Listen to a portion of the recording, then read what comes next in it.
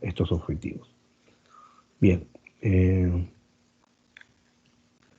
y cuando hablamos de síndromes respiratorios en general, recuerden ustedes, bronquiales, parenquimales, intersticiales, pleurales, mediastinales y vasculares.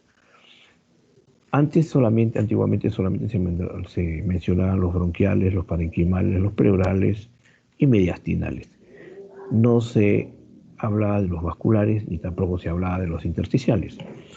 Con el correr de los días y con la aparición de la tecnología y nuevos elementos que nos han dado para llegar a observar bien la fisiopatología, lo que acontece en cada órgano blanco que esté afectado, en este caso en el pulmón, en estos 10 o 20 últimos años han habido tremendos avances en lo que se refiere a la parte intersticial, ¿no? Antiguamente se hablaba de un síndrome, de una fibrosis intersticial como algo incógnito, como algo desconocido y punto. Y que era un solo diagnóstico que a veces era confundido con otras patologías. En la fecha, cuando hablamos de patología intersticial, estamos hablando de más de 100 o 100 patologías que pueden dar un patrón radiológico de tipo intersticial y que están comprometidas no solo enfermedades propias del pulmón, sino enfermedades sistémicas que tienen un componente pulmonar. Por lo tanto, la tecnología y el devenir de la ciencia ha abierto nuevas metas respecto. Y dentro de la patología, cuando hablamos de neumología, las cosas más fascinantes están a este nivel actualmente, ¿no? Lo que es la patología intersticial. Porque bronquiales, parenquimales, pleurales ya es algo manejable. Mediastinales también, más esto está el campo de la infectología, el campo de la oncología está metido dentro de este síndrome mediastinal, y la parte vascular también, que antes se había también un poco alejado, pero que se está integrando dentro de los síndromes respiratorios. Todos estos acontecimientos ocurren en la caja torácica y que tienen alguna repercusión no solamente en el parénquima pulmonar, sino también en el órgano que camina de la mano con el pulmón, que es el corazón. Entonces, aparato respiratorio y aparato cardiovascular van de la mano y en cierta medida están relacionados y en cierta medida, directa o indirectamente, se afectan. ¿Ok? Tenemos que tener claro eso. Bien. Y entonces, para hablar de estos síndromes tenemos que tener en cuenta dos cosas fundamentales. No voy a volver a repetir la importancia que tiene la historia clínica, la importancia que tiene que hacer una buena anamnesis, una buena recolección de datos para poder plantear realmente este diagnóstico, ¿no es cierto? Ya repetimos, creo, por enésima vez, que el diagnóstico definitivo depende de la historia, una buena historia clínica que da un 60 o 70% del aporte, y el 30% restante está dado por los exámenes auxiliares, ¿no? Exámenes que lo utilizamos para corroborar lo que nuestra presunción diagnóstica desde el punto de vista anamnésico, desde el punto de vista de historia clínica. Entonces, historia clínica como documento para el diagnóstico médico es vital, a margen de todas las otras comentarios que podamos hacer respecto a la importancia de la historia clínica, ¿no? Ya lo hemos visto desde el punto de vista legal, desde el punto de vista económico, desde el punto de vista tecnológico, qué sé yo. N fases que tiene historia y muchas ópticas se pueden comentar respecto a la importancia, pero en el campo específico de la medicina, del campo médico, del acto médico, es vital. Entonces, una buena historia clínica o una buena anamnesis con una buena recolección de datos nos llevará al examen físico. Y el examen físico fundamentalmente está basado en las herramientas que tenemos a la mano, ¿no? Que es la inspección, la palpación, la auscultación, la percusión. Y eso lo hemos comentado en la clase anterior. Y en el caso de los síndromes bronquiales juega un rol importante.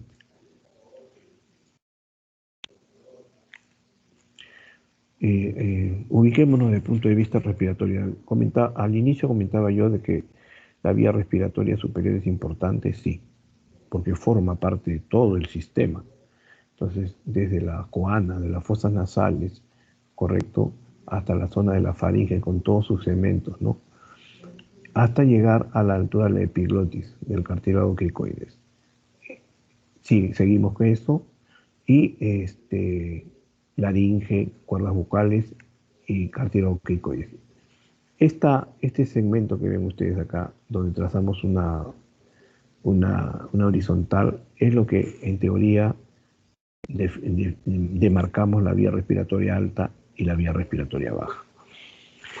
Como comprenderán, todo este es un sistema de conducción importante y que tiene elementos y órganos que van a, en alguna medida, presentar signos y síntomas que nos van a ayudar a determinar, ¿no? Habrá compromiso de la faringe muchas veces, la vía respiratoria empieza con un problema faríngeo, sí, un problema amigdaliano, sí. Si eso se deja evolucionar, probablemente siga comprometiendo y siga bajando y comprometiendo otros órganos inferiores.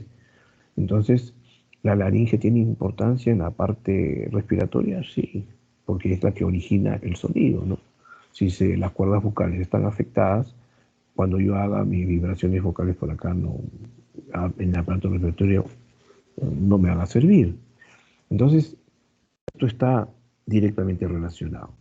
Por lo tanto, si esto de acá es patrimonio del otorrino, oído, nariz y garganta, que generalmente es, ya el resto de la vía respiratoria generalmente la trabajamos nosotros, ¿no? Bien, entonces delimitamos vía aérea superior y vía aérea inferior a partir de la tráquea, con todos sus elementos anatómicos que ya ustedes conocen, con los cartílagos que contiene, hasta llegar hasta la altura de la carina. Carina es el ángulo donde se divide el bronquio del lado derecho y el bronquio del lado izquierdo, ¿correcto? Recuerden ustedes que el bronquio del lado derecho es más ancho, más perpendicular y más cortito. Característica importante que la va a diferenciar del bronquio del lado izquierdo, que es un poco más largo, que es más horizontal, ¿no? Y estas condiciones anatómicas o este perfil anatómico que tienen estos dos bronquios definen que cuando ingresa un cuerpo extraño, cualquiera que sea, va a ubicarse y generalmente va a tomar el pulmón del lado derecho y el bronquio del lado derecho, el bronquio principal del lado derecho. Y se ubicará probablemente en el segmento 10 o en el segmento 6. Esto es importante desde el punto de vista anatómico, pues un dato muy importante. No sé si lo mencioné en la clase anterior, cuando los pacientes llegan a emergencia, por ejemplo, por niños que han ingerido algún cuerpo extraño, bolas, canicas, botones, etcétera, y presentan síntomas de asfixia, cianosis, etcétera, una insuficiencia respiratoria aguda, el broncoscopista y el médico que va a hacer el procedimiento invasivo para sacar el cuerpo extraño va de frente, acá no necesita ni radiografía ni tomografía, es una emergencia y entra de frente a buscar acá, en esta zona. ¿Okay?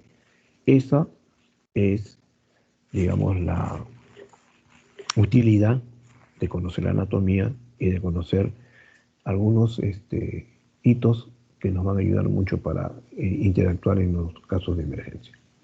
Bien, entonces no quiero referir más a la parte anatómica, ya han tenido ustedes una clase precisa para hablar de esto, pero grosso modo la tráquea carina con sus tres segmentos, con sus tres lóbulos, por ejemplo, con sus segmentos, con sus bronquios lobulares, y que el lado derecho tiene el lóbulo superior, el medio, el inferior, que esto tiene dos lóbulos, etcétera, ¿no? Y que estos bronquios se van a ir dicotomizando progresivamente hasta completar una cantidad interesante. Cada segmento tiene características anatómicas propias que nos va a ayudar primero a ubicar los signos y síntomas. En la siguiente diapositiva vamos a ver una cantidad y una gran variedad de signos y síntomas que después le vamos a sacar provecho y vamos a tratar de hacer una conexión. Este es un resumen más o menos de lo que quise decirles, cómo están dicotomizados los bronquios. Y miren, los bronquios principales, 1, 2, hasta el 3, y a partir de los bronquios tenemos bronquios lobulares, bronquios segmentarios y bronquiolos desde el punto de vista terminal. Y desde la dicotomización cuarta hasta la número 16, corresponden a los bronquiolos terminales. A partir del 17, 18 y 19 corresponde a los bronquiolos respiratorios. Estos bronquiolos respiratorios son, conjuntamente con los conductos y los sacos alveolares y los alveolos, los que están comprometidos con la hematosis, en donde se produce la transferencia de oxígeno CO2, ¿correcto? Entonces, tener en cuenta esto, este es un sistema de conducción. Este sistema de conducción afecta generalmente bronquios de mediano calibre y de pequeño calibre. Acá vamos a encontrar patologías importantes, ¿no es cierto? Desde traqueitis, arriba, desde bronquitis, aguda, crónica, desde asma, etcétera, ¿no?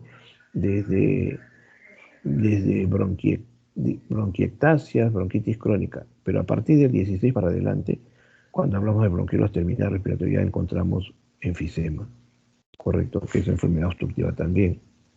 Enfisema hasta los sacos alveolares y alveolos. Y cuando ya se compromete el problema parenquimal o el alveolo fundamentalmente, estamos hablando ya de enfermedades tipo intersticiales y de tipo parenquimales. ¿Ok? Entonces, en este árbol anatómico podemos nosotros explicarnos qué patologías y qué órganos están comprometidos, ¿no? Esto es muy interesante, si lo entienden y lo aplican, les va a servir mucho cuando ustedes hagan la diferenciación de qué elementos orgánicos están afectados, si yo tengo estos síntomas, un síntoma A, B, C, D, y a qué órgano probablemente esté afectado. Bien, esta es la variedad de síntomas que habíamos comentado que se presentan en el aparato respiratorio, ¿no? Puede estar en desorden, faltan algunos, no están todos, me parece, pero si yo voy desde arriba hacia abajo, ¿no? Si existe un compromiso en el aparato respiratorio, la vía respiratoria alta, ¿no? Vamos a encontrar, si yo estoy observando al sujeto, de repente encuentro y está en dificultad respiratoria, puedo encontrar un aleteo nasal, ¿no es cierto? Ya sabemos que es un aleteo nasal. Puedo encontrar al paciente desde el punto de vista de fácil o pálido, o puedo encontrar pletórico, o puedo encontrarlo medio cianótico o azulado o rosadito. Cada una de esas características tiene una connotación. Si está cianótico y está con aleteo nasal, ¿no? Estos síntomas son muy importantes. Me determinará si el paciente tiene una cianosis periférica o una cianosis central, puedo determinar rápidamente, ¿no? Si yo estoy viendo un niño que viene de 4, 5, 6 años y viene cianótico, lo más probable que yo tenga que asociar es que ese paciente ha tenido o tiene un problema de alguna cardiopatía congénita, si es que no ha mediado ningún cuadro agudo, ninguna ingesta de cuerpo extraño ni nada por el estilo. ¿Okay? Pero si es un grupo etario más mayor, un joven o un adulto mayor que se atraganta con un cuerpo extraño, un pedazo de comida, qué sé yo, el paciente va a venir con una asfixia y con una cianosis correspondiente, ¿correcto? No disnea, sino asfixia, que es diferente. Entonces, vamos nosotros tratando de unir y tratar de correlacionar. Este síntoma pertenece a la vía respiratoria alta, sí, de repente es un síntoma común. Tengo cardiopatías congénitas, tengo cuadros muy severos, finales, de cianosis severa, de una sepsis, qué sé yo, ¿no? Pero lo tengo que interpretar. O sea, estos síntomas y signos que ustedes ven en este listado, los tienen que interpretar. Cada paciente es un todo y cada paciente es un individuo diferente. Y tienen que ustedes evaluarlo en el contexto de su edad, en el contexto de su entorno y en el contexto de su historia clínica, fundamentales. Entonces tengo cianosis, tengo asfixia, todo esto corresponde a la vía respiratoria alta, ¿no? Puedo tener cornajes si la vía respiratoria más baja, si está comprometida la tráquea, la laringe, esa tos perruna, que el paciente tose y se escucha pero hasta en una cuadra, ¿no? Importante este dato. Si yo escucho toser en el paciente, no voy a pensar que tiene un problema en el pulmón, ni en el intersticio, ni nada por el estilo. Me voy de frente a la tráquea o a la laringe, etcétera, ¿no es cierto? Algo está ocurriendo ahí. Un proceso inflamatorio, un proceso infeccioso, un proceso obstructivo, qué sé yo. Esas son hipótesis que después yo las tengo que plantear. ¿Qué más puede tener un paciente? Puede tener tos. No, sigo bajando. Sigo mirando la cara, el paciente pálido, como le decía, medio cianótico, si está pálido, de repente es un paciente con anemia, con una dificultad respiratoria, enfermedad crónica tipo TB, si está demasiado, si está desnutrido, etc. Si el paciente está medio azulito, puede estar presentando enfermedades crónicas tipo bronquitis crónica, bronquiectasias, etc., ¿no? Si el paciente está medio rosadito, diaforético, de repente tiene un proceso agudo, tipo un cuadro neumónico, o de repente tiene un enfisema, ¿no? El enfisema tiene la cara muy rosadita, etc. Esa es una fase importante de reconocer. El paciente puede tener disnea, sí, ¿no es cierto? Aparte de la lesión nasal, si sigo observando el cuello, el paciente puede tener a nivel hacer trabajar y estar utilizando sus músculos accesorios.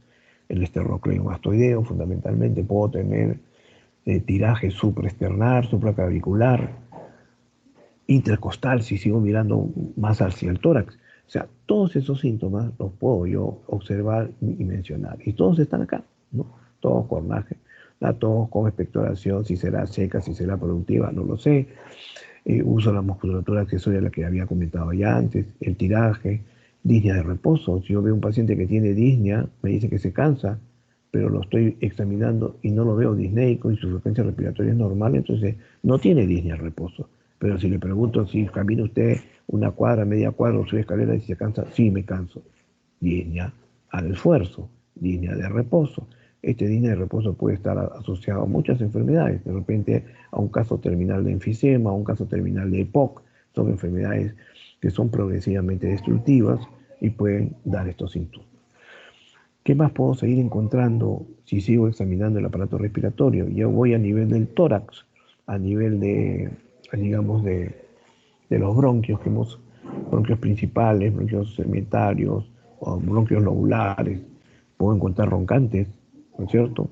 Si hay compromisos de bronquios terminales, puedo encontrar sibilancias. Si hay compromiso ya del parénquima pulmonar y sigo bajando en la anatomía, puedo encontrar crepitantes.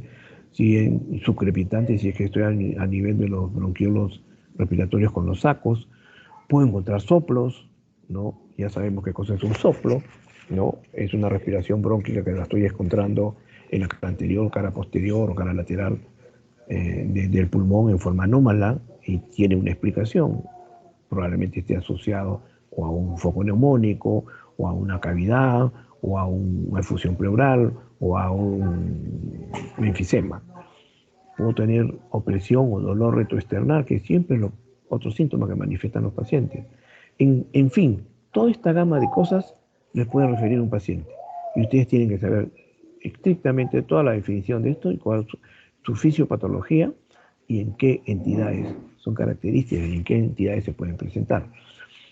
Esta es la dinámica respiratoria que hablábamos cuando hablábamos de infección, ¿no? Taquimia, bradimia, frecuencia respiratoria aumentada, frecuencia respiratoria disminuida, presencia de pulso paradójico, etcétera, etcétera. Faltan algunos síntomas, evidentemente, en este listado, pero lo que les quiero demostrar es que todos estos síntomas hay que entenderlos, hay que tener la fisiopatología en la cabeza y hay que saber ubicarlos a qué órgano o a qué segmento anatómico está comprometiendo. Bueno, entonces ahora vamos a entrar de lleno a los que se llaman síndromes bronquiales, ya específicamente en la parte de vías respiratorias bajas. Y entonces, podemos dar alguna definición, son aquellas entidades o afecciones que van a determinar en alguna medida y van a afectar todo el sistema tubular. ¿Y cómo lo van a afectar fundamentalmente?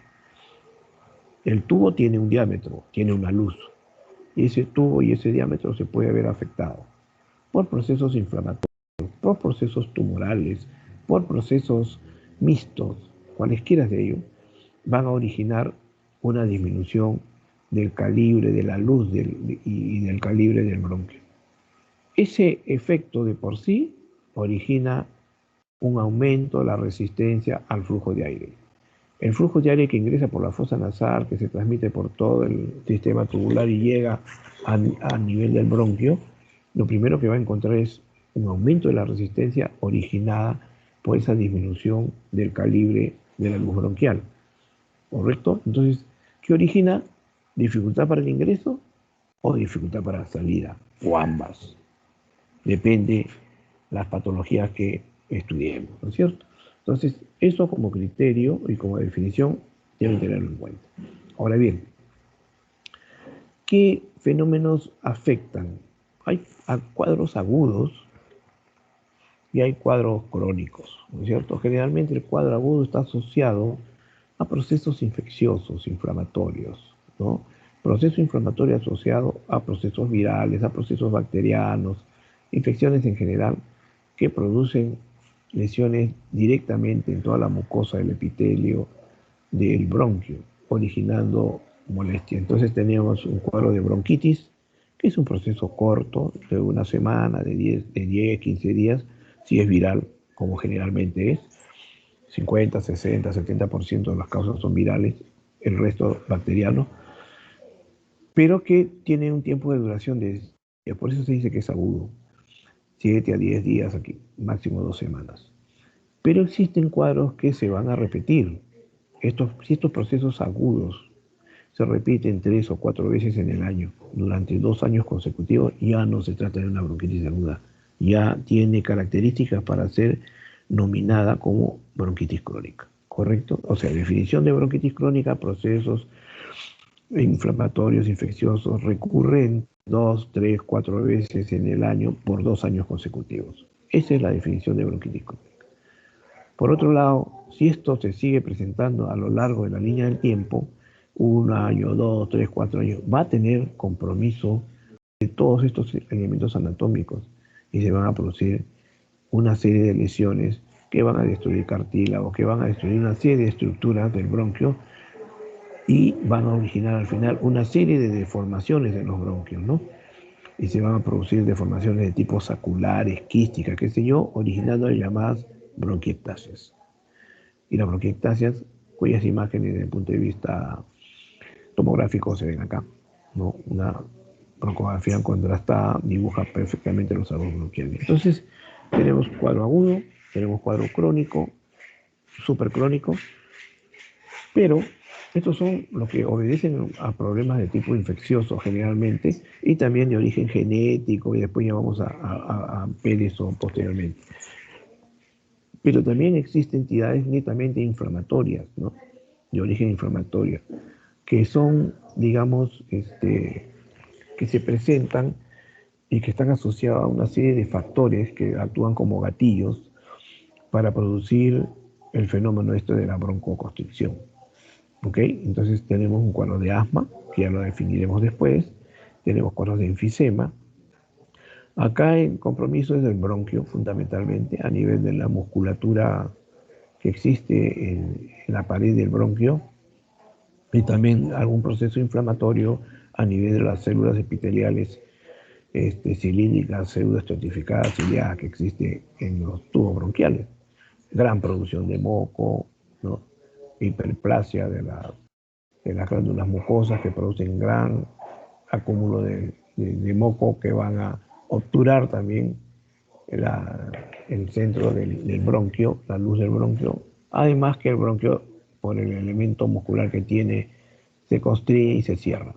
Se suman dos elementos, entonces, un elemento interno, la mucosa, y un elemento externo a nivel de la mucosa del músculo liso del bronquio. Dos fenómenos que producen el cierre de este bronquio, produciendo aumento de la resistencia al flujo, sibilantes, etc., ¿no?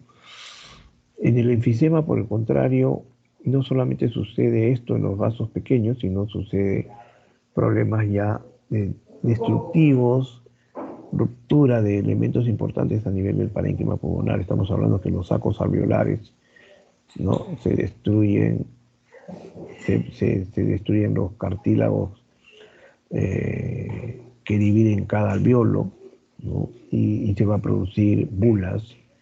La definición es un concepto más desde el punto de vista anatomopatológico.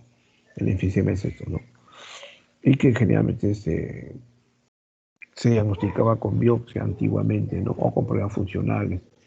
Ahora con la tomografía nos ayuda y las pruebas funcionales es suficiente, no es necesario llegar a una biopsia.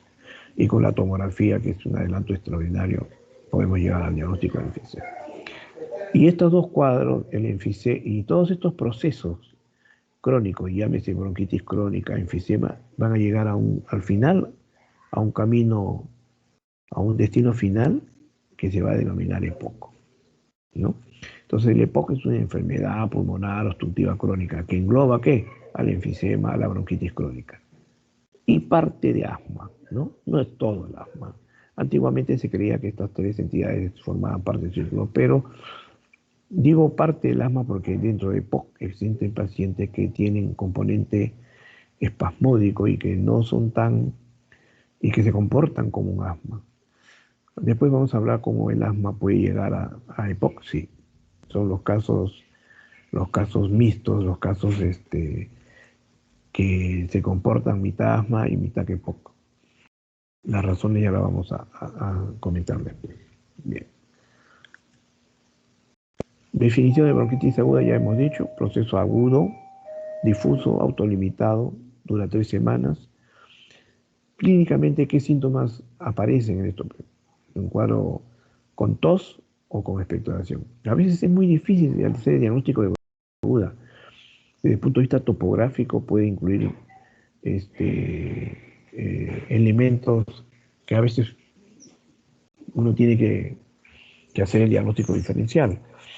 Entonces puede ser una bronquitis aguda, una bronquiolitis, una traqueobronquitis, qué sé yo. O sea, es una suma de elementos anatómicos comprometidos, pero que al final se determinan como un cuadro de bronquitis aguda. Decíamos que el 50 a 70% son de origen viral. Sí, el influenza, la parainfluenza, el adenovirus, el coronavirus benigno, el que ataca también normalmente, el que tenemos en las vías nasales, que origina gripes, resfríos, etc. Ese tipo de coronavirus también existe, ¿no? Que provocan cuadros de esta naturaleza. Y en un 30% otras bacterias, ¿no? Influenza, neumococos, estafilos, etc., ¿no?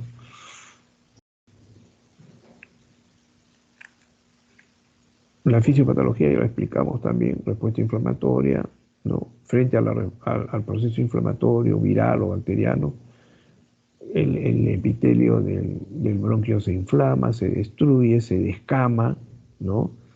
Todas las células epiteliales ahí, cilíndricas, las células estratificadas, ya se caen, se desnuda toda la zona de toda la mucosa y compromete hasta la membrana basal. Y si la membrana basal se infiltra de linfocitos, de leucocitos, etc., y da por resultado edema, ¿no? Edema, hinchazón de toda la mucosa y abundante producción de moco. Hiperplasia de las glándulas caliciformes que se encuentran ahí en esa zona. Entonces tenemos como consecuencia un gran edema en la pared interna del bronquio y la gran producción de moco.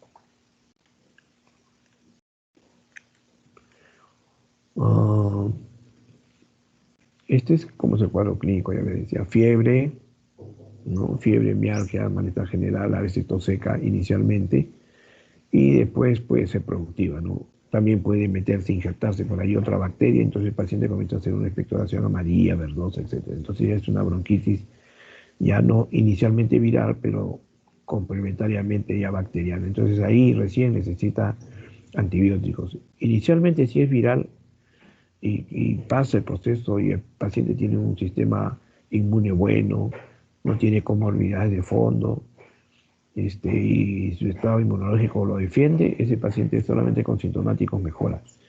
Pero cuando ya se injerta una bacteria, ya la cosa es un poco más complicada. Entonces ya ahí vamos a tener que utilizar antibióticos, fluidificantes, etcétera, o algo antiinflamatorio. Normalmente, cuando uno examina estos pacientes con bronquitis aguda, a la inspección ya más o menos pueden tener el grado de compromiso que tengan, ¿no? Ya hemos mencionado a la inspección que encontrábamos, la fascie, etcétera. Pero estos pacientes al examen físico, por ejemplo, ¿qué es lo que vamos a detectar generalmente a la ocultación? Roncantes, sibilantes, porque están comprometidos pues, los segmentos medianos y los segmentos y los bronquiolos pequeños, ¿no es cierto? Roncantes, sibilantes. Y una cosa importante, a la ocultación siempre vamos a encontrar la relación inspiración-expiración alterada. ¿Qué significa eso? Creo que dijimos en la clase anterior. Normalmente en cualquier murmullo respiratorio normal, en cualquier sujeto normal, la inspiración dura como 2 y la expiración es como 1. O sea, la inspiración es mucho más larga, es el doble o a veces el triple en algunos pacientes que la expiración.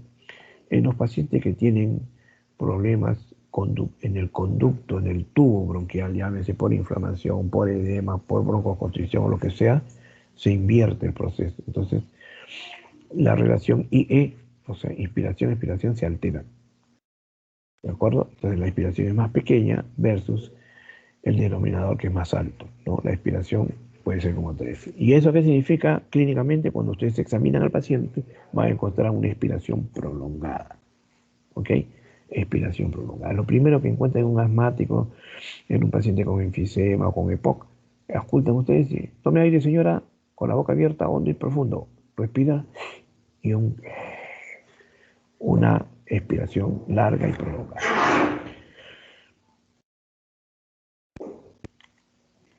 El diagnóstico, esto ya hemos dicho, a veces es un poco difícil. Hay que hacer algún diagnóstico diferencial, si es viral bacteriano, o otras enfermedades que puedan estar comprometiendo.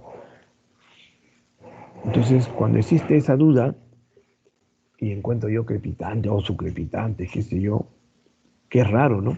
Si yo encuentro un crepitante o un subcrepitante en un paciente con bronquitis, ya no hay, y yo lo que pensaba encontrar solamente es roncantes, sibilantes, etcétera, máximo subcrepitante. Pero si encuentro un crepitante significa que hay un foco, hay compromiso para parenquimal, entonces entra mi duda y necesito esclarecer ese dato. ¿Está haciendo realmente una bronquitis aguda este paciente o está haciendo un proceso parenquimal agregado? Ahí echo mano a mi placa de tórax, correcto. Y me va a ayudar porque si encuentro focos de condensación pequeños que se están instalando, entonces ya tengo derecho a decir que el paciente está haciendo un foco neumónico, ¿no? Entonces tengo que ser un poco más agresivo con mi tratamiento. Bronquitis crónica es el otro término que ya más o menos lo definimos, ¿no? Síntomas 3, 4 veces en el año, 2 años consecutivos. Estos pacientes evolucionan en un EPOC, sí señor, evolucionan en un EPOC. También puede llegar en los estadios finales a hacer lo que se llama un cor pulmonar con insuficiencia cardíaca. ¿Cómo llega esto? Cuando el paciente comienza a edematizar. El EPOC ya es una enfermedad, es un compromiso sistémico. No solamente está comprometido el corazón, el pulmón, los otros órganos ya se afectaron. Entonces van a tener un paciente con compromiso osteomuscular, adelgazado, con debilidad, que no puede caminar. Es decir, todo un desastre. Y desde el punto de vista cardiopulmonar, el paciente lleva un cor pulmonar con edema de miembros inferiores, con hepatomegalia, con insuficiencia ventricular del lado derecho, que hace edemas agudos pulmonares frecuentemente. Eso por un lado. Y por otro lado, el epitelio de los bronquios se comienza también en estos pacientes con bronquitis crónica alterar. Puede haber una displasia típica en el epitelio que pueda condicionar también en un futuro la presentación de un proceso de tipo neoplásico. No sé si me están escuchando bien, porque se me está apagando la voz, por favor díganme. Si no... Sí, doctor, sí se le escucha bien. Sí, se escucha bien. Ok. Entonces, ¿cuál es los elementos, el elemento que provoca la bronquitis crónica, ese proceso tan inflamatorio que compromete a todos estos bronquios y los lacera y los destruye? El factor primordial es una reacción de tipo irritativa inflamatoria, ¿no es cierto? Y es cuando uno está en contacto o cuando uno inhala fundamentalmente sustancias como el humo de tabaco. El tabaco es el enemigo número 1. Produce bronquitis crónica, lleva al paciente a EPOC, causa de muerte número 1 en países altamente desarrollados. Felizmente en el Perú el consumo de cigarrillos en nosotros no es tan alto. Y si tenemos EPOC, no es fundamentalmente por pacientes asociados con humo o consumo de cigarrillos.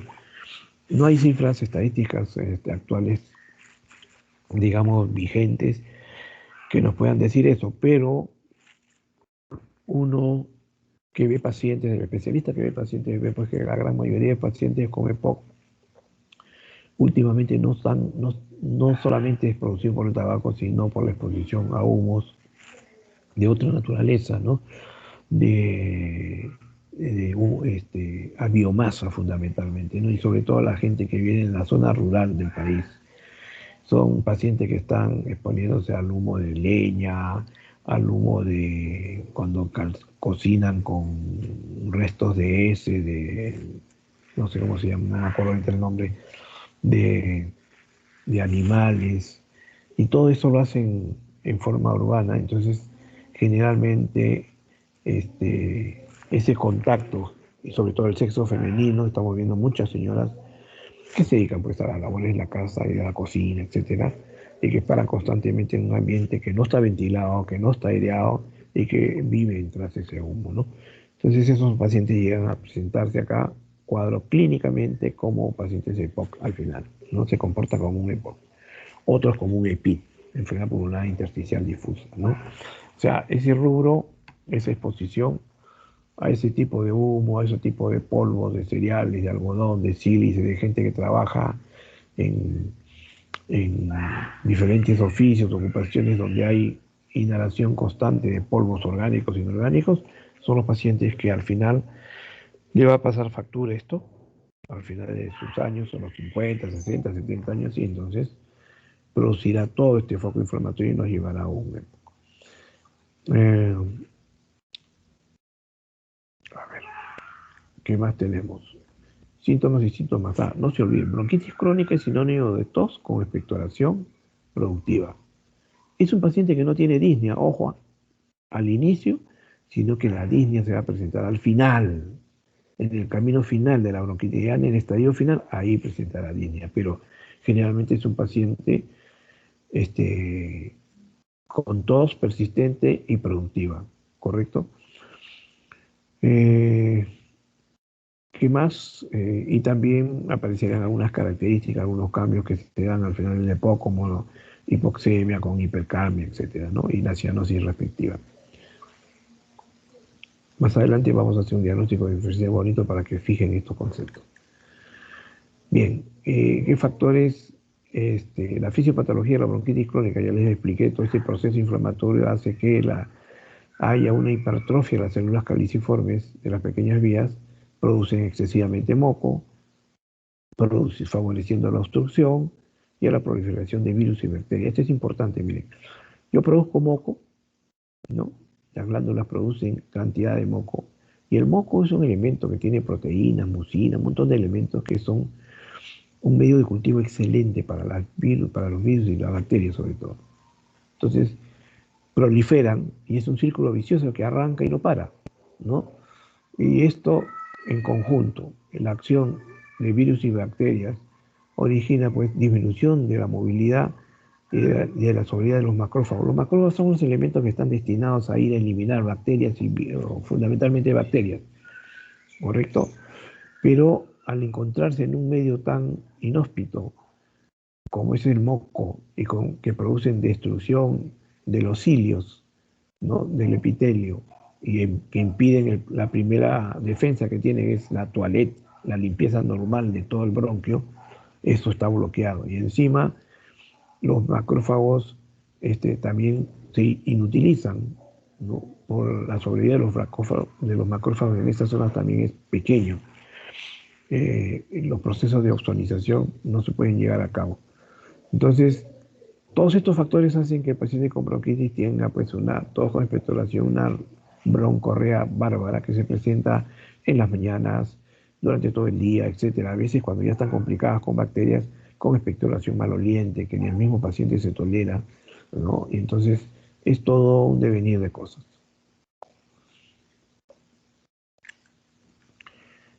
¿Con quién tenemos que hacer diagnóstico diferencial de bronquitis crónica? La bronquitis crónica, pues decíamos que forma parte del EPOC, ¿no? Pero generalmente con procesos de tipo un tosedor con expectoración puede estar asociado, hay que hacer diagnóstico diferencial con pacientes que tengan valvulopatías tipo doble lesión mitral, o sea, insuficiencia mitral. Los pacientes cardiópatas con mitrales generalmente también se comportan así, con mucha tos durante el año, mucha tos con mucha expectoración, pueden hacer bronconeumonías fácilmente. Esto es lo más frecuente, ¿no? O sea, la bronquitis crónica tenemos que hacer diferencia con esto. Con bronquiectasias también, porque ¿cómo diferencia yo una bronquitis crónica de una hipertensión? En el tiempo, en la línea de tiempo. Estos pacientes generalmente se resuelven, son manejos ambulatorios, antibióticos, fluidificantes y mejoran. La bronquiectasia no. La bronquiectasia son pacientes purulentos, constantes y que casi siempre se infectan de colágeno y hacen hemoptisis. La bronquitis crónica muy poco hemoptisis hace, rarísimo. En cambio la bronquiectasia es el pan de cada día. Y a la bronquiectasia tú puedes llegar con enfermedades crónicas, tipo tuberculosis, por ejemplo. Y la TB, una vez que se cura, deja como secuelas bronquiectasias, alteraciones severas en todos los bronquios y cuya complicación fundamental es el sangrado, la ruptura de uno de estos neovasos que se van formando a través de las cavidades o las paredes de los bronquios y originar hemoptisis leves, moderadas, a veces hasta masivas, ¿no? Entonces, esta es causa de internamiento frecuente. Y bronquitis crónica menos frecuente con otras cosas, ¿no? Con neoplasias, ojo, debajo de un tosedor crónico podemos encontrar neoplasia, podemos tener tromboembolismo también. Bronquiectasias ya vemos cómo se define como dilataciones anómalas desde el punto de vista anatómico. Le decía yo que ha llegado a un extremo donde todas esas lesiones de tipo oxidativa que deterioran la mucosa, los bronquios, los cartílagos, los componentes de los bronquios los medianos y fundamentalmente medianos, van a determinar que se produzcan alteraciones en la estructura anatómica, ¿no? Hay destrucción del componente muscular y el componente elástico de la pared. Por eso que se producen todas esas deformaciones. Y hay diferentes tipos de bronquiectasia, pues como sacos, tubulares, axiformes, etcétera, ¿no? Eso lo veremos ya con mayor en el siguiente semestre. ¿Con qué las bronquiectasias, por qué se originan? No solamente por procesos inflamatorios, o sea, posinfecciones, ¿no? Como TB, como dijimos anteriormente. También por neumonías severas producidas por la de tipo necrosante, que están asociadas a Staphylo aureus, a Pseudomonas. Ojo, Pseudomonas con bronquiectasis es una asociación casi fatal y se presenta muy frecuentemente en todos los hospitales, sobre todo con infecciones intrahospitalarias. Como secuela de tosferina, el paciente que ha tenido este tipo de patología también puede producir bronquitis crónica y dejar todas estas secuelas. Ni qué decir de pacientes que tienen alterado su respuesta inmune, ¿no? Pacientes con inmunodeficiencias primarias también son muy susceptibles a una serie de virus y bacterias y producir todas estas alteraciones. Alteraciones de función fagocitaria, inmunodeficiencias secundarias, HIV, leucemia, son pacientes que con frecuencia pueden complicarse y hacer bronquiectasias. Pacientes con fibrosis quística, o sea, alteraciones primarias de las lesiones mucociliares, por ejemplo, ¿no? Fibrosis quística, síndrome de Young, y la disquinesia ciliar primaria. Estos pacientes son tosedores crónicos con expectoración y asociados a una infección que se llama Pseudomonas. Eso es el calvario de todos estos pacientitos que lamentablemente tienen un mal pronóstico y se van muy temprano. Son enfermedades casi congénitas, producto de la deficiencia de que no existen cilios que hagan la toilette normal de todo el sistema respiratorio. Neumonitis inflamatoria por aspiración en pacientes con esofagitis gastroesofágica, por ejemplo, es frecuente hacer neumonitis inflamatoria y con el tiempo que van lesionando el parénquima pulmonar, no solamente el intersticio. Últimamente se ha visto, por ejemplo, una asociación interesante de pacientes con fibrosis pulmonar asociado. En todos los pacientes con fibrosis pulmonar se hicieron necropsias para algún tipo de estudio y encontraron casi en un 60, un 70% que había sucedido el fenómeno de aspiración. O sea, esos pacientes con asociación de patología digestiva y con aspiración constante, microcítica, de contenidos a la vía respiratoria que va lacerando y va lesionando de a poco el parénquima, es una realidad. Entonces, todo paciente, así como el asma, ¿no? También la asociación de asma con problemas de broncoesofágico, con aspiración broncoesofágica, es muy frecuente. Respuesta de aspergilosis pulmonar, esto es una respuesta hiperinmunitaria en los pacientes con alergias que debutan con un componente de insuficiencia respiratoria, con sibilantes severos que no responden al tratamiento habitual. Y otras enfermedades sistémicas como las de con las genopatías, ¿no? Que también se pueden asociar con bronquiectasis. Es más raro, pero se describe en la literatura. Fundamentalmente, ¿qué signos y síntomas vamos a encontrar en las bronquiectasis? Es muy simple, miren. Vamos a empezar. Es un paciente con una fase azulada, ¿correcto? Muy bien. Que tiene halitosis. Halitosis es mal olor, un mal aliento asociado al problema del paciente que tiene tos con expectoración mucopurulenta. ¿El paciente puede tener sibilancias? Sí. En el examen físico no solamente yo puedo encontrar roncantes, también puedo encontrar sibilantes. El paciente lo puedo encontrar aparte cianótico cuando está en estado agudo, puedo verlo pálido también. Esa asociación no se descarta. Pero los síntomas que sí siempre van a recibir es tos crónica, productiva, con esputo y con secreción mucopurulenta. ¿Sí? Esto va a originar que esta tos empeore cuando este paciente adopte, por ejemplo, el decúbito. Un paciente que tiene tos persistente. ¿Cómo mejora su tos? Cuando se pone de pie.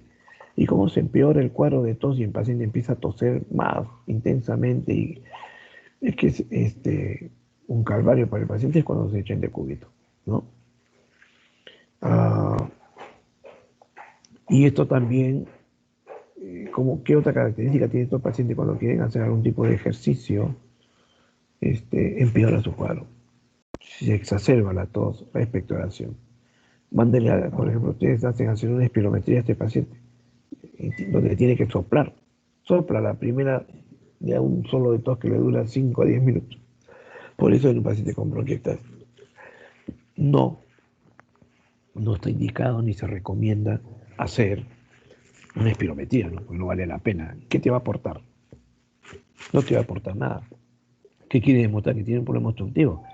Si desde el punto de vista anatómico, desde el punto de vista fisiopatológico y desde el punto de vista de imágenes, está demostrando que es un problema de tipo obstructivo, ¿no? Entonces ya no, hay exámenes que no vale la pena hacer. Más significa un deterioro para el paciente. Entonces, disnea, fatiga, pérdida de peso, a veces les comentaba yo que a veces las bronquiectasias sangran, sí, acá está, sangran, hacen hemopis, ¿correcto? El diagnóstico antiguamente se hacía con un procedimiento que se llamaba broncografía, que consistía en colocarse un tubo por la vía nasal, un tubo que llevaba directamente a la tráquea y dependía de la habilidad del cirujano para colocar su tráquea, su sonda en el bronquio derecho, en el bronquio izquierdo e instilar sustancia de contraste. Era un procedimiento bastante cruento, pero que dibujaba extraordinariamente el árbol bronquial. Gracias a Dios apareció la tomografía y eso se dejó de lado. Actualmente ya no se hace la broncoscopía con sustancia de contraste, se hace con una sustancia varitada. Y entonces ahora la tomografía ocupa un rol importante, se utiliza también una sustancia de contraste y dibuja perfectamente bien todo el árbol bronquial y las deficiencias o las alteraciones que podamos encontrar en ello. ¿Okay? Entonces, ya no, el diagnóstico ya no es tan cruento. Pasamos al asma bronquial. Es un proceso inflamatorio crónico, bien remarcadito esto, crónico, pero reversible. No se olviden de eso. La reversibilidad es una de las características del asma bronquial, del asma en general, que tiene una base genética en muchos de los casos, sobre todo en los pacientes que son atópicos, y que origina episodios constantes o recurrentes de sibilancia, de disnea, de tos y opresión. El asma se caracteriza por estos 4 síntomas, ¿no? Ojo, sibilancia, disnea, tos y opresión torácica. Nunca hagan diagnóstico de asma con un solo, vamos a suponer, doctor, creo que tengo asma, y ustedes se examinan y encuentran un sibilante focalizado solamente en el tercio superior.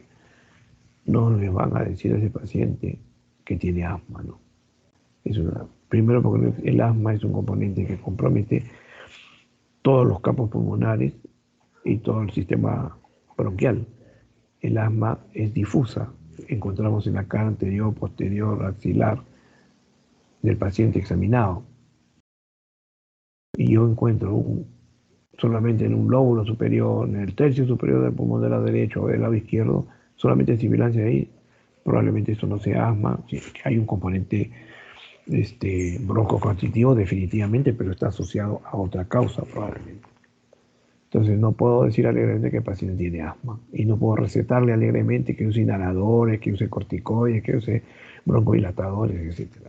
Porque esa no es la razón. La otra cosa que le quería decir cuando haga diagnóstico de asma, sibilancia, disnea, tos y opresión son 4 elementos importantes. El asma sale con, el diagnóstico de asma es tipo combo, no sale solo, nunca. Nunca dan diagnóstico porque tiene disnea solo, asma. O porque tiene tos, asma. O porque tiene opresión torácica, asma. No. Tiene que haber sumación. 2 o 3. ¿No? Puede haber sibilancia con tos y disnea o sibilancia con disnea. Puede haber tos con sibilancia. Puede haber tos con opresión torácica y sibilancia. Qué sé yo. Combinen como ustedes quieran. Pero nunca es un monosíntoma. ¿Ok? Entonces, y sumado a esto, una gran respuesta de hiperreactividad bronquial frente a todos los estímulos que ya se mencionan, ¿no? Inflamatorios, virales, estrés, humo de cigarrillo y todo lo que ustedes puedan imaginarse como irritante en la vía respiratoria.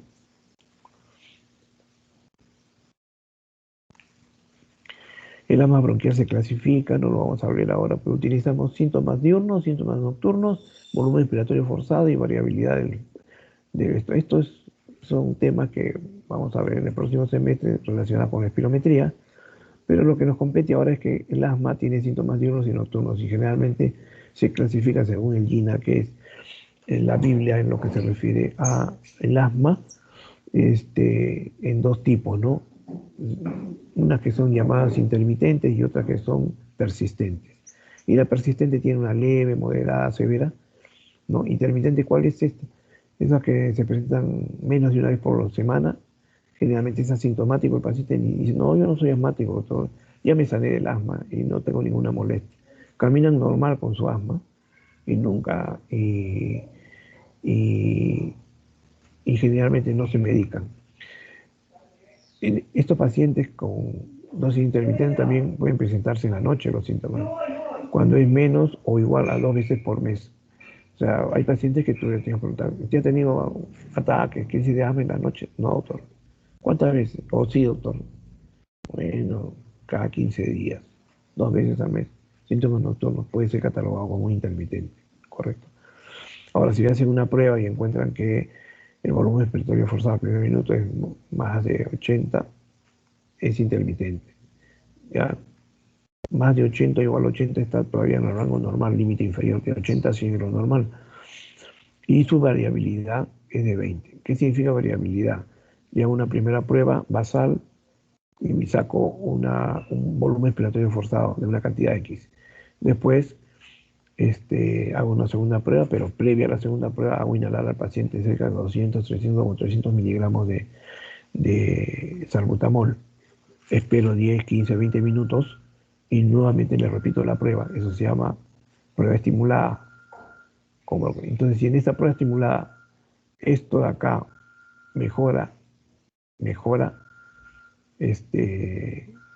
significa que no existe obstrucción. Vamos a suponer que esto de acá es 70, el volumen respiratorio en este paciente, ¿no? Y, y yo estoy pensando que el paciente es consumidor de cigarrillo, que tiene un EPOC. Con una primera basal no podría diagnosticar un EPOC. El EPOC se diagnostica con una segunda prueba, pero después de una estimulación, y si la relación BEF1 sobre capacidad vital forzada es menor de 70 hacia abajo, entonces recién puedo catalogar al paciente como EPOC. ¿Ya? O sea, hay criterios para diagnóstico de asma, hay criterios para diagnóstico de EPOC. Tenemos que hacer muchas veces diferencia entre ¿esto es un asma o es un EPOC? Esa es una duda que tiene el paciente. Sobre todo si tienes un paciente que fuma, ¿no? Entonces, el fumador puede ser un asmático, sí. El fumador también puede tener un EPOC, sí. Entonces, entra duda a qué componente da. Ahí entra a tallar el cuadro clínico, el examen, etcétera, y la espirometría. Cuando existe variabilidad, este es un dato muy importante, significa que es menos del 20%, significa que el paciente está en un paso 1 de asma. ¿Ok?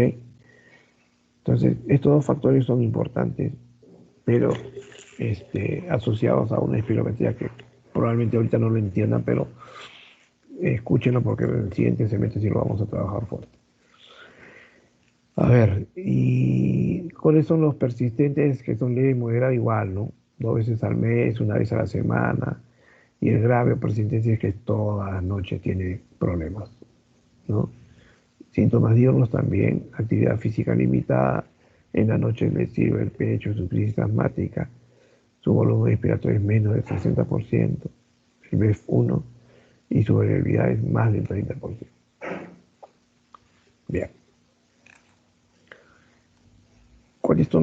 ¿Qué tipo de asma existen? Ustedes han escuchado muchos tipos de asma, ¿no? La llamada atópica es la más frecuente, ¿no?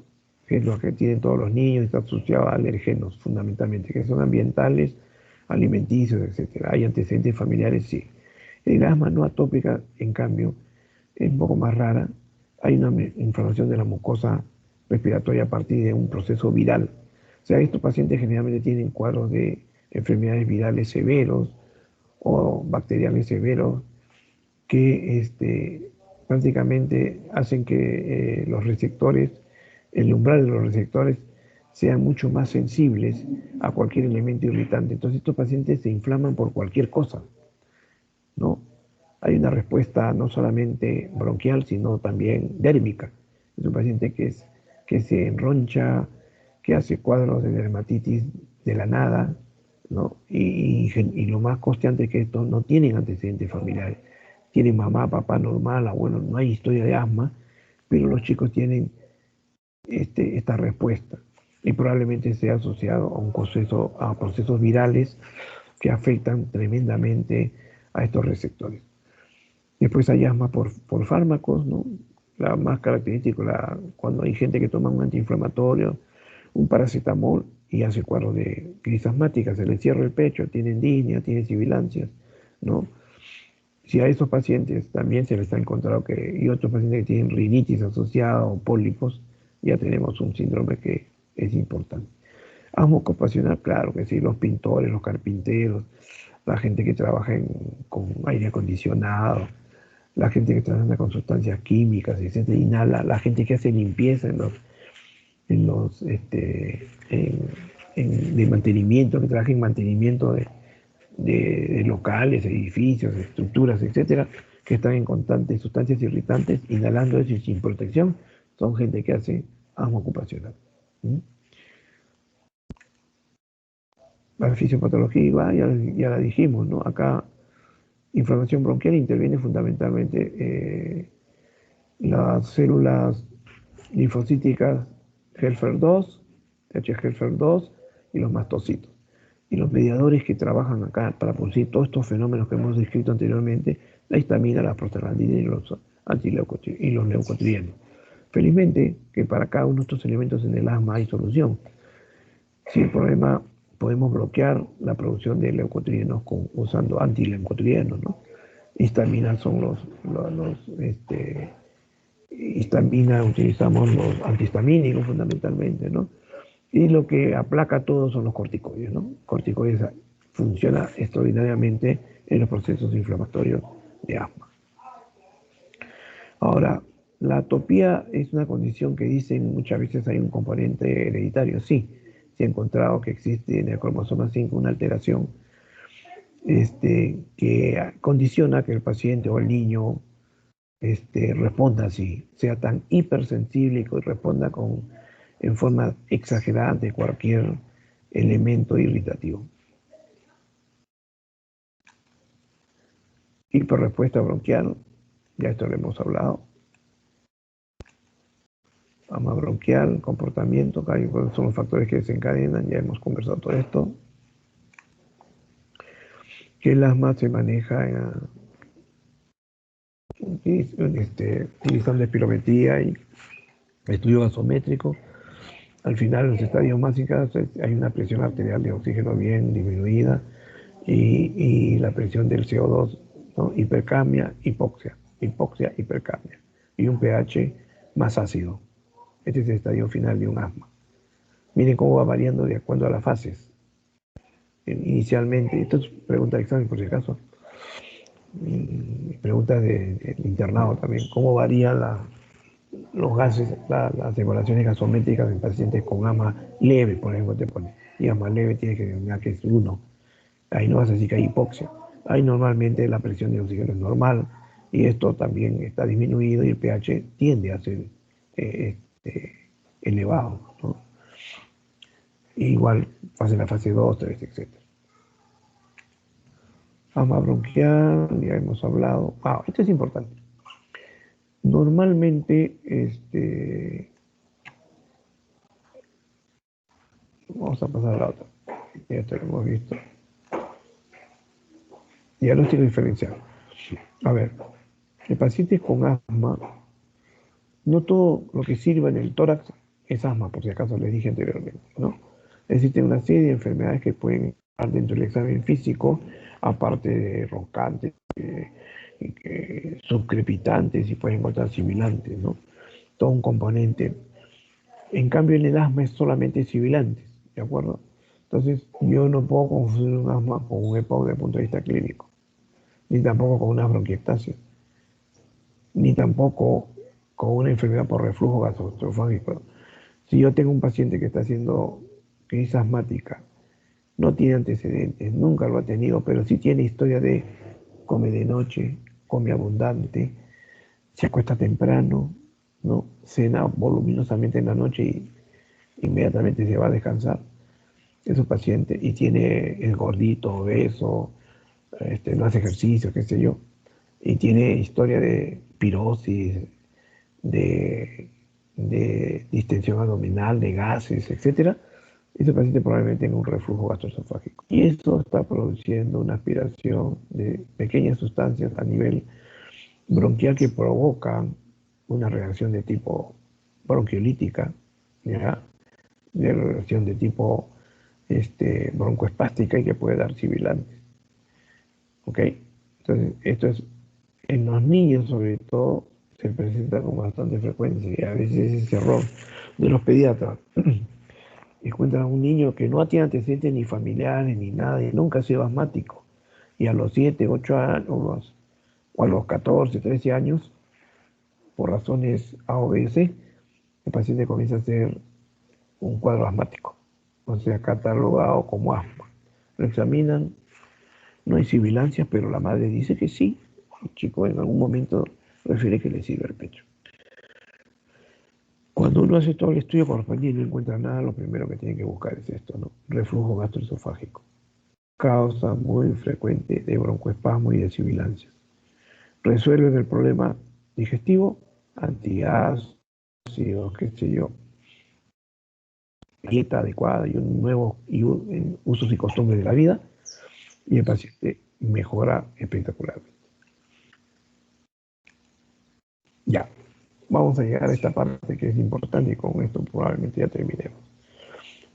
Cuando hablábamos de EPOC, decíamos que la bronquitis crónica y el enfisema son los dos componentes importantes del EPOC.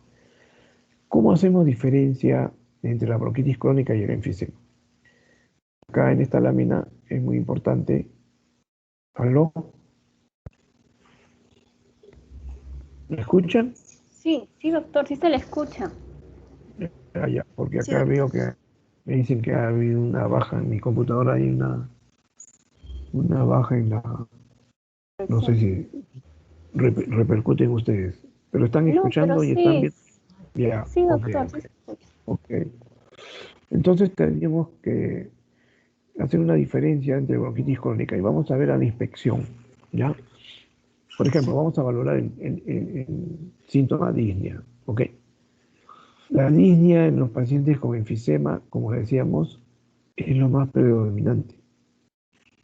Acuérdense que el enfisema y destrucción de los tabiques interalveolares, los sacos se engloban y hay un aumento de aire y de aire en el parénquima pulmonar destruido que tiene dificultad para eliminarse. Por eso que tenemos unos pulmones grandísimos, una amplificación aumentada, digamos, disminuida en sus movimientos, porque hay un volumen pulmonar aumentado. Entonces, la disnea en estos pacientes es lo predominante.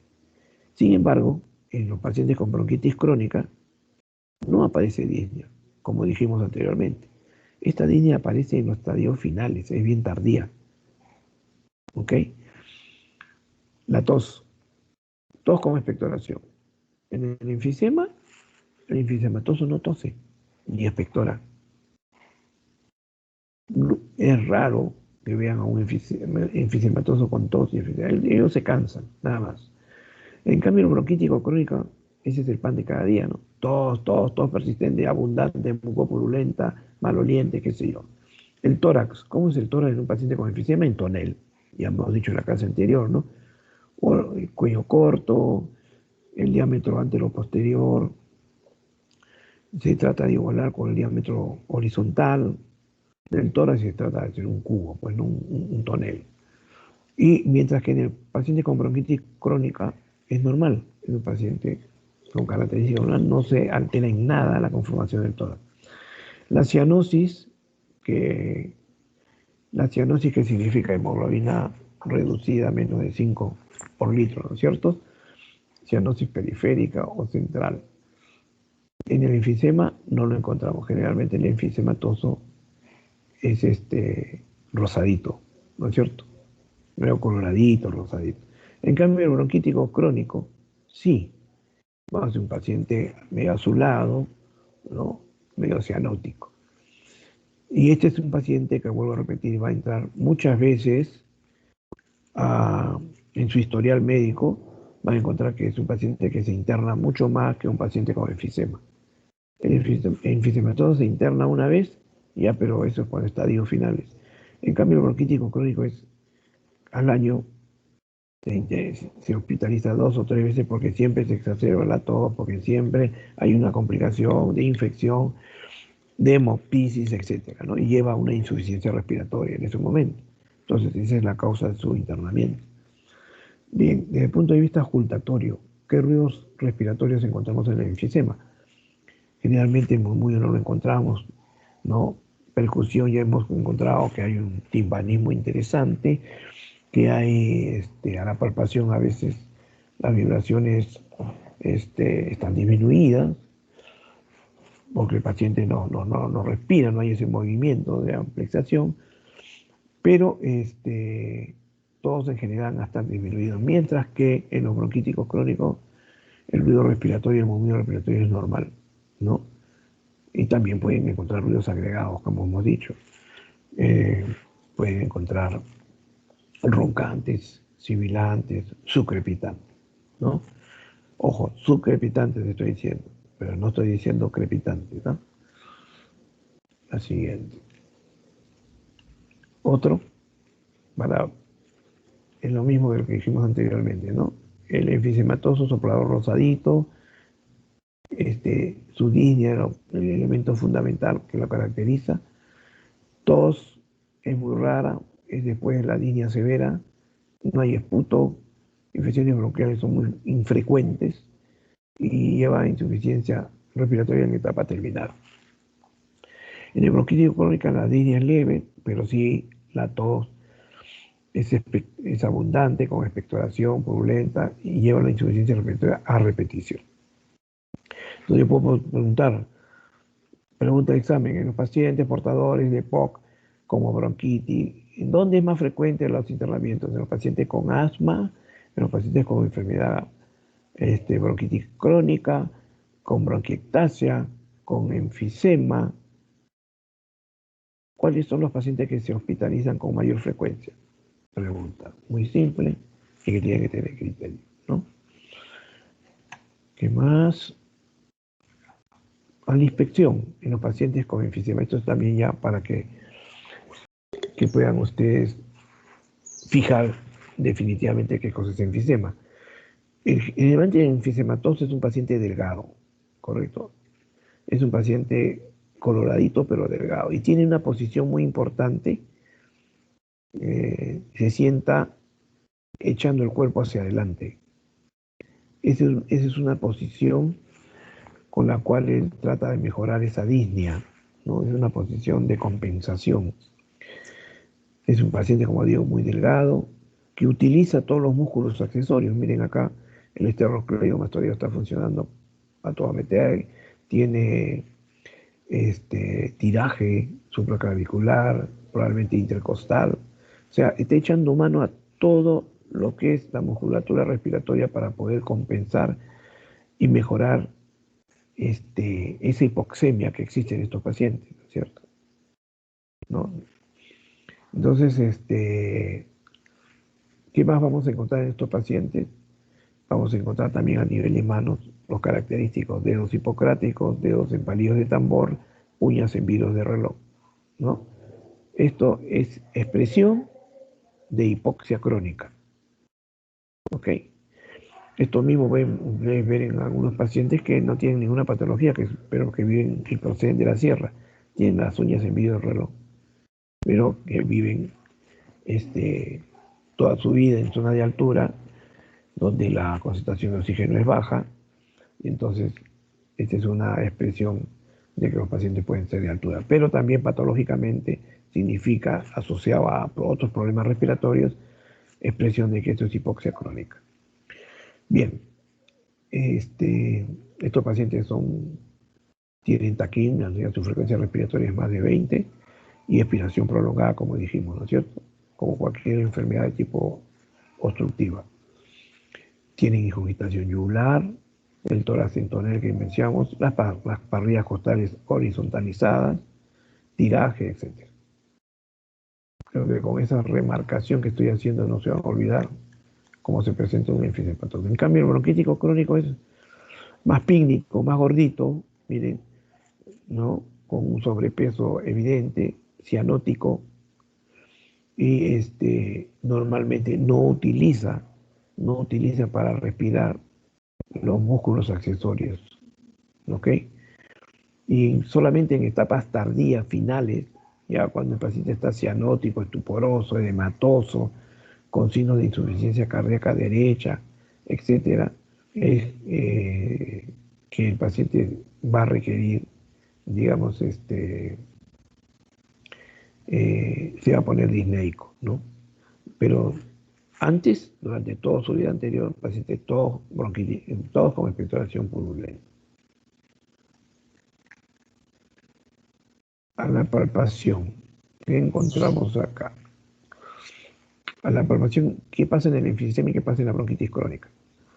Normalmente a la palpación encontramos lo que se llama el signo de Dressler.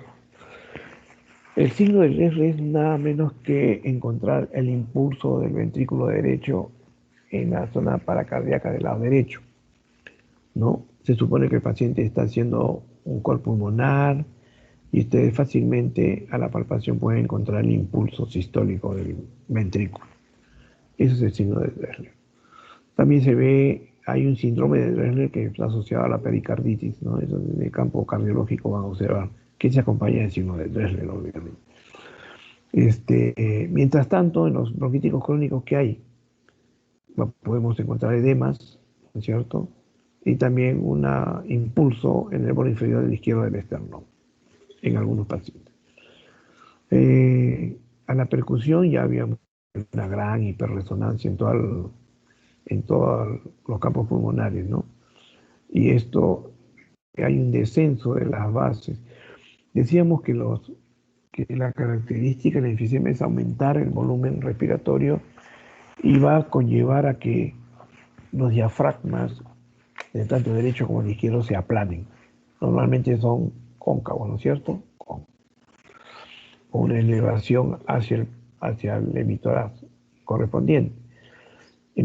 Esa curvatura se comienza a aplanar hasta que los diafragmas se ponen horizontales prácticamente.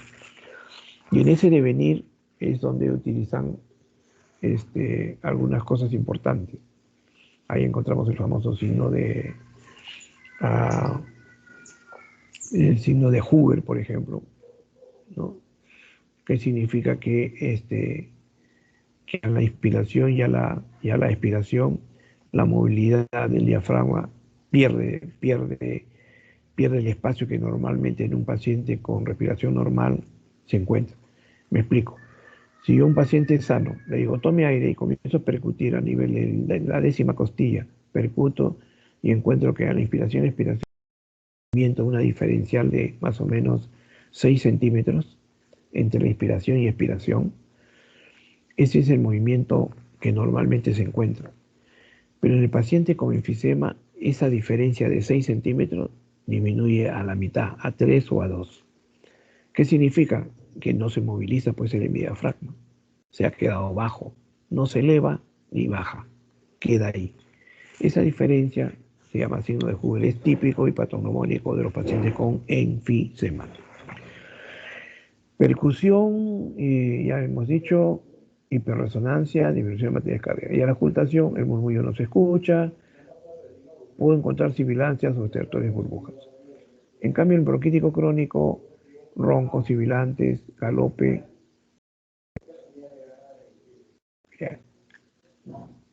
La placa, lo que estábamos explicando, ¿no? Estas imágenes que ven ustedes acá arriba, esta hiperariación, zona hiperariada, donde no se encuentra tramas ni rezagos de trama vascular o broncovascular, son zonas enfisematosas, bulas enfisematosas, ¿no? Que pueden existir. No vemos la curvatura, pero son zonas de áreas de enfisema. En una placa de tórax uno puede darse cuenta de esto. Y un aumento de la trama broncovascular a nivel del ilio, ¿correcto? Después, ¿qué otra más encontramos? Encontramos en las laterales que los semidiafragmas se están aplanando. Finalmente, EPOC, limitación persistente. ¿Cómo se define el EPOC? Es un proceso donde existe una limitación ventilatoria de tipo obstructiva, persistente e irreversible. ¿Ok? Persistente e irreversible. Aunque en algunos casos hay algunos fenotipos de EPOC que encontramos cierto o poca reversibilidad, ¿no? Y esto ya ustedes hacen acordar como si fuese un cuadro, una definición de asma, ¿no es cierto? Bueno, en fin, dentro de los fenotipos de asma hay uno que combina un cuadro mixto que se llama asma EPOC, ¿no? Un síndrome mixto, que se trata inclusive que responde al tratamiento de corticoides mucho mejor que otros pacientes con EPOC puro, ¿no? Entonces, esta asociación a esta reacción inflamatoria exagerada de las vías y del parénquima en respuesta a inhalación de partículas, de gases, de nicotina, etcétera, todo lo que hemos dicho anteriormente. ¿Cuáles son los factores de riesgo? Ya ustedes lo ven, ¿no? Biomasa y cigarrillos, ¿no?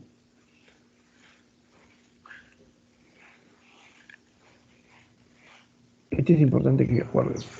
Todo paciente normalmente, un paciente normal a los 25 años, cuando nosotros queremos medir cómo envejece el pulmón, cómo envejece el parénquima pulmonar, se hacen estudios espirométricos y se ha determinado que a partir de los 25 años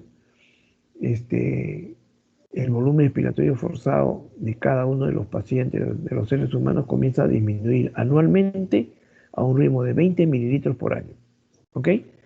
Tú eres deportista, eres normal, de repente puedes mejorar esto. Pero en una persona normal, común y silvestre que no hace ejercicio, que hace su vida rutinaria, va a haber una disminución de la función pulmonar a esa razón, 20 mililitros por año. Otro caso diferente, paciente que es fumador, paciente que fuma una cajetilla diario, un paquete diario, cuyo índice tabáquico es altísimo, arriba de 10, y que la posibilidad de que tenga EPOC es alta. En esos pacientes, la velocidad de caída es espectacular. Ya no es 20 mililitros, sino es de 60 a 100 mililitros por año, a los mismos 25 años. O sea, si un paciente con EPOC fuma tempranamente, 15, 16, 20 años, más o menos a los 40 años, tendrá un pulmón como de 80 o de 90 años, de viejo, de pérdida de extensibilidad, de pérdida de una serie de amplexación y una serie de elementos importantes y de deterioro sobre todo. Miren, es una diferencia tremenda. 20 mililitros, que es lo normal, en una persona que no hace actividad física, etcétera, porque el que hace actividad física, esto probablemente es menor y trabaja mejor sus órganos. Y aquel que fuma, ¿no? El fumador, 60, 100 mililitros por año. Ya lo hemos comentado. La patogenia, la fisiopatología, limitación crónica, poco reversible al flujo aéreo, alteraciones de pequeño calibre y parénquima pulmonar, ¿no? Enfisema. O sea, el enfisema con la ruptura de los tabiques y en los pacientes con bronquitis crónica, con su bronquiectasia, etcétera, con todos esos fenómenos, llevan al final a un EPOC. ¿Cuál es el cuadro clínico del EPOC? Es un paciente disneico, sobre todo al esfuerzo. Disnea de esfuerzo que empieza así y al final llega a reposo. Es un paciente que no puede caminar, no puede hacer necesidades fisiológicas, no puede comer, se agita de todo. ¿Ok? Es un paciente oxígeno dependiente, pronóstico feísimo, ¿no? Cuadro clínico, ya lo hemos definido y lo hemos conversado en qué cosa es un enfisema, qué es un bronquítico crónico. Estas son las imágenes, cómo es un diafragma normal, y cómo es la cúpula que se forma, etcétera, cómo está pegada este músculo, este diafragma a la base del pulmón y cómo se pega a las paredes.